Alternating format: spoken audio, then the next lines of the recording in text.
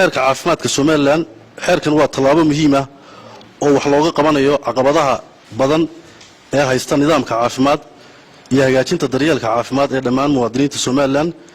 nidaamka caafimaadka Soomaaliland wuxuu wajahayaa daldaloolo badan oo ay ka mid yihiin nidaamka maamulka iyo dhowridda xaqa bukaanka oo hooseeya, isla xisaabtan la'aan iyo inayna isku xidhnayn adeeg bixiyaasha daryeelka caafimaadka ee gaarka loo leeyahay iyo kuwa dawladda caqabadahaasina waxay sababeen in shaqaale caafimaad oo aan ruqsad lahayn imika muddo laga joogo 3 bilood ka hor waxaan u yeernay guddida mihnadayaasha caafimaadka 80% dhakhaatiirta Soomaaliland ka shaqeeya they don't have a license.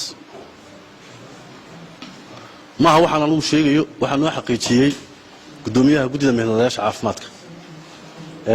mushkilada jirana waxaa ka mid ah qof imika farmasi uga shaqeynaya ama neertiisa iska ahaaba oo qof yar gacan yar u ahaaba dhowr bilood ka bacdi farmasi furanaya waa Dr. Xasan ninkii isaga ahaa. marka sidoo doonu ka yeelaya marka shaqaalaha caafimaadka oo ruqsad lahayn inta badan shaqaalaha caafimaadka ee aan haysan ruqsad shaqo taasoo khatar ku ah bukaanada. qofkii marka aanu lahayn xirfad wuxuu dhibaato ku yahay bukaanka.